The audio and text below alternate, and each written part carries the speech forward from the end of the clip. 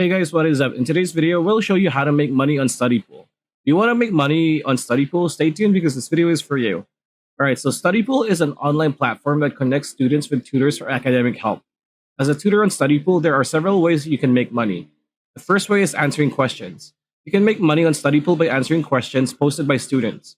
The amount of money you can earn for each question depends on the complexity and urgency of the question. The more difficult and urgent the question is, the higher your pay is.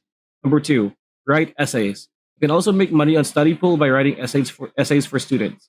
Students often need help with research papers, term papers, and other types of academic writing. As a tutor, you can offer your writing services and get paid for your work. Number three, offering online classes. Another way to make money on Studypool is by offering online classes. You can teach a variety of students and topics, and students can sign up for your classes for a fee.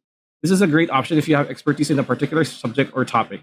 And the last one, referral program. Studypool also has a referral program that allows you to earn money by referring new students or tutors to the platform.